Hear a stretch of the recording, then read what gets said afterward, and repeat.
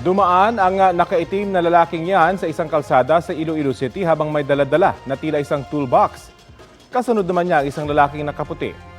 Sa iba pagkuha ng CCTV, makikitang pinipilit buksan ng isa sa mga lalaki ang pinto ng isang establishmento hanggang sa mapasok nila ito. Sa loob ng karinderya, makikita ang nakaputing lalaki na tinakpan ang kanyang mukha at ipinaling sa ibang direksyon ang kamera. Batay sa investigasyon, nakuha nila ang isang TV. May natangay rin na isang speaker at 500 pesos mula sa kaha ng kainan. Patuloy pang hinahanap at inaalam ng pulisya ang pagkakakilanlan ng dalawang suspect.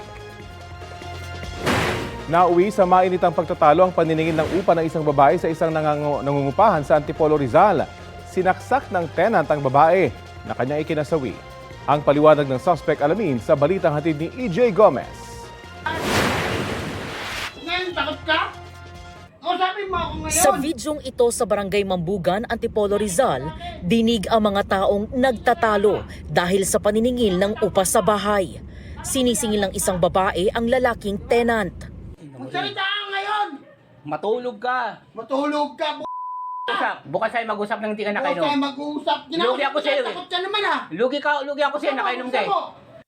Sisipain ko yan. Isa. Dalawa. Sumakas ka na tayo dito, Jess! Tumigil ka. Tumuha pa kay kaya naman nila. Pinipilit umano ng lalaking tenant na kumprontahin ang babae. Ngayon. Magsama nga ngayon. Hindi nga sama kayo ng isang salita eh! Ano? Sabawan niya. Ano ah? Di na nakuna ng video ang mga sumunod na nangyari sa loob ng bahay. Ayon sa pulisya, ang lalaking tenant sinaksak ang babaeng naniningil ng upa. Actually, tenant yung suspect po natin at yung victim niya ay yung kapatid naman ng may-ari ng property. So, ayon sa kanya, yung dignity niya is na tatapakan tuwing sinisingil sila. Siyempre, sinisingil sila according sa suspect ay binungungaan at dumating na yung sukdulan ba na nung nakainom siya, nagkalakas siya ng loob, sana na i-confront yung biktima. Base sa investigasyon, nagtamo ng isang saksak sa dibdib ang biktima. Isinugod pa siya sa ospital pero idiniklarang dead on arrival. Na-recover ng pulisya ang murder weapon. Aminado ang 36 anyos na tenant na si alias Jess sa krimen. Halagang 5,000 pesos daw ang sinisingil ng biktima para sa 2 buwang upa nila sa bahay. Paliwanag niya, nadala siya ng sobrang galit dahil sa matinding pamamahiya ng biktima. Pinagmumura na kasi kami tapos pinapahiya kami sa labas. Hindi ko na kinaya yung bastusan na ako ng sobra. Grabe kasi yung sumigaw, grabe. Inabahan ko naman po yung pasensya ko kaso dumating sa puntong napuno rin ako. Nakaulan po ako eh. Blackout po ako ma'am, lasing na lasing ako eh. Nasa kustodiya na ng Antipolo Police ang suspect na maharap sa kasong murder. Sinisika pa namin kunan ng pahayag ang pamilya ng biktima. EJ Gomez, nagbabalita para sa GMA Integrated News. Ito ang GMA Regional TV News. May init na balita sa Luzon, hatid ng GMA Regional TV. Disgrasya po ang inabot ng isang van matapos bumangga sa nakaparadang truck sa Mariveles, Bataan. Chris, anong nangyari? Pasero ng van habang sugatan. Chris? Connie, patay ang pasahero ng van at sugatan naman ang driver nito. Yan at iba pang mainit na balita hatid ni CJ Torida ng GMA Regional TV. Aksidente dito, 50-50. Rumisponde ang ilang rescue team at mga residente sa banggaan ng truck at van sa Mariveles, Bataan. Sa inisyal na investigasyon ng pulisya, galing Balanga ang van at pa-Mariveles nang mangyari ang insidente. Itong truck, according sa driver, is huminto siya sa tabi ng daan at nag-park. Ang nakalimutan niyang gawin is maglagay ng mga hazard sign kasi yung lugar na yon madilim at 2-lane lang siya. So itong Travis ngayon, parating naman siya, hindi niya napansin na yung truck na nakapark dahil nga madilim at siya ay bumangga doon sa likod ng truck. Patay ang isang sakay ng van na nagtamo ng matinding sugat sa ulo. Ligtas at nagtamo ng minor injuries ang van driver. Sa panayam ng pulisya sa truck driver, pumarada siya para sana umihi. Nagkaroon daw ng mechanical problem ang truck kaya hindi agad nakaalis sa lugar. Nahaharap sa kaukulang reklamo ang driver ng truck. Tinangkang pagnakawan ng isang pawn shop sa Bambang, Nueva Vizcaya. Batay sa investigasyon ng Nueva Vizcaya Police, nitong Sabado nilooban ang sanglaan. Naghukay at gumawa raw ng tunnel ang mga salarin, 700 metro papunta sa sanglaan. Binutas pa ang sahig. Ayon sa mga empleyado ng sanglaan, may mga indikasyon din na tinangkang sirain ang kanilang vault. Hindi naman nagtagumpay ang mga salarin. Wala silang natangay na pera o alahas. May mga suspect na ang pulisya at sinampan na sila ng reklamong attempted robbery. Naglalagablab na apoy ang tumupok sa isang bahay sa Ballesteros, Cagayan. Damay rin sa sunog ang isang 10-wheeler at 2 motorsiklo. Nagsimula raw ang sunog sa truck pero iniimbestigahan pa ng mga otoridad kung ano ang sanhi ng apoy. Walang naisalbang gamit ang pamilya na nakikitira ngayon sa kanilang kamag-anak. Sa paunang investigasyon ng BFP, umaabot sa mahigit 2 million pesos ang danyo sa sunog, kabilang ang 300,000 pesos cash na naabo. CJ Torida ng GMA Regional TV. Nagbabalita para sa GMA Integrated News. 3 naman ang arestado sa magkahiwalay na anti-illegal drugs operation sa Bataan. 2 sa kanilang nahuli sa barangay Bilolo sa bayan ng Orion na pawang mga nagtutulak umano ng illegal na droga. Nakumpiska sa kanilang halos sa 5 gramo ng hinihinalang shabu na nagkakalaga ng 37,000 pesos. Huli naman sa akto ng paggamit ng pinaniniwalaang iligal na droga ang isang lalaki sa barangay Saysain sa Bagak. Nakatakas ang 2 niyang kasamahan. Nagkakalaga ng 20,000 pesos nang umano'y shabu ang nakuha sa kanila. Naharap sa mga karampatang reklamo ang 3 na aresto. Wala silang pahayag.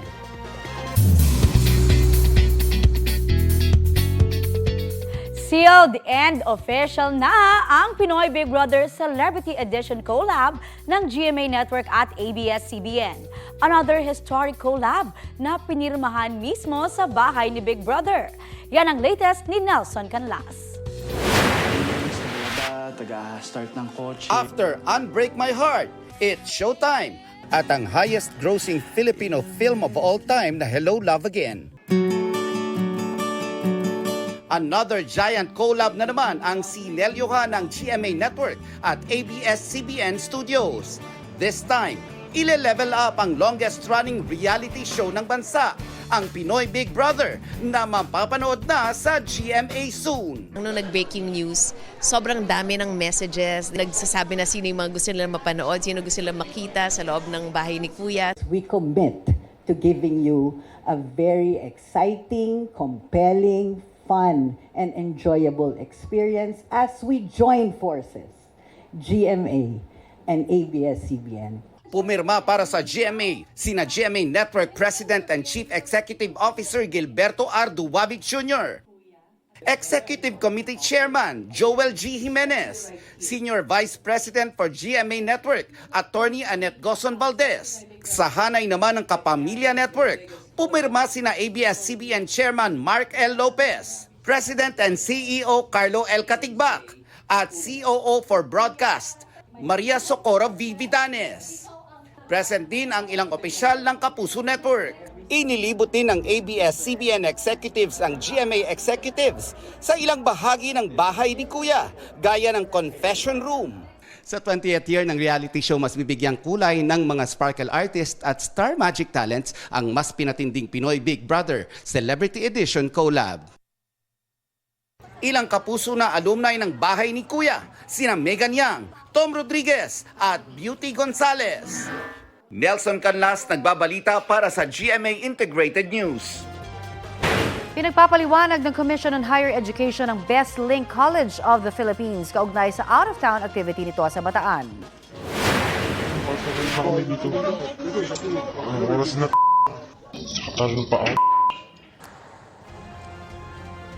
Matinding pagod dahil sa ilang oras na paglalakad ang naranasan ng mga estudyanteng lumahok sa kanilang founding anniversary celebration sa Hermosa, Bataan. Sa panayam po ng GMA Integrated News sa ilang estudyante, alas 6:30 ng gabi natapos ang programang idinao sa isang resort. Nagkaabirya raw nang mag-uwian na. Marami raw kasi sa mga bus na sasakyan nila pabalik sa Quezon City ang pumarada sa ibang barangay. Kaya napilitang maglakad ng ilang kilometro ang mga estudyante sa madilim na highway. May mga residenteng nag-abot ng tubig at pagkain sa mga estudyante matapos maawa sa kanilang kalagayan. Labis din ang pag-aalala ng kanilang mga magulang. Ayon sa CHED, iniimbestigahan na nila ang insidente. Maging ang Quezon City LGU ay mag-iimbestiga rin. Pinuntahan ng GMA Integrated News ang campus ng Bestlink College sa Quezon City. Pero ayon sa gwardya, wala raw pasok at walang pwedeng makausap. Nasunog ang isang gusali sa Pasay kagabi. Pahirapan ang pagresponde ng mga bumbero dahil sa traffic. Balitang hatid ni Bam Alegre. Ganito kalakas ang apoy na sumiklab sa isang gusali sa Macapagal Boulevard sa Pasay City pasado alas 8 kagabi. Itinaas kaagad ang unang alarma, hudyat para rumesponde ang di bababa sa 4 na fire truck. Agad naman nakontrol ang sunog at tuluyan na apula matapos ang halos kalahating oras. Wala naman nasaktan o nasawi. Medyo nahirapan lang daw ang mga bumbero dahil sa traffic. Sa naging respondi po natin, isa sa nakita nating naging problema ay yung traffic. Kasi po sumabay po ito sa ating rush hour ng gabi at medyo nagkaroon po tayo ng konting pagkaabala. Estimated damage po natin sa ating nangyaring sunog ay mahigit kumulang 4,550,000 pesos po. Bukod sa restaurant, naapektuhan din ang isang kalapit ng Korean convenience store. Matagumpay naman na-retrieve ng mga bombero mahigit 180,000 pesos mula sa nasusunog na commercial stall at naisauli sa may-ari. Patuloy ang investigasyon ng Bureau of Fire Protection sa naging sanhi ng apoy. Para masigurado po ang kaligtasan laban sa sunog ng ating mga business establishment, tayo po ay mag-comply sa ating itinakdang mga minimum standard or compliance ng ating batas na RA 9514 or the Fire Code of the Philippines upang masiguro ang kaligtasan ng ating establishment, hindi lang ang mga establishment, kasama na rin po yung kaligtasan ng mga tenant or occupants. Bam Alegre, nagbabalita para sa GMA Integrated News. Ngayong lumalamig po ang panahon, hindi lang Baguio City at Tagaytay ang dinarayo ng mga taga Metro Manila, kundi maging ang Antipolo Rizal. Ang mga kainan po sa tinaguriang Pilgrimage City of the Philippines, sadyang binibisita sa magdamag para sa maiinit na sabaw o putahe. Bilang panlaban po yan sa nararanasang lamig. Ang katabing bayan ng Antipolo na Tanay, na kapagtala po ng 18.6 degrees Celsius na minimum temperature ngayong araw ayon sa Pag-asa. 11.1 degrees Celsius naman sa La Trinidad, Benguet. 13.6 degrees Celsius sa City of Pines, Baguio. Habang 21.9 degrees Celsius dito sa Quezon City. Halos buong Luzon ang apektado pa rin po ng malamig na hanging amihan ayon sa Pag-asa. Shear line naman ang umiiral sa Visayas. Dahil din sa amihan, magiging maalon at delikado sa maliliit na sasakyang pandagat ang mga dagat na sakop ng Ilocos Provinces, Batanes, Cagayan, kasama po ang Babuyan Islands, Isabela at sa ilang baybayin ng Aurora at Quezon. Aabot sa 2.8 hanggang 5 meters ang posibleng taas ng mga alon dyan.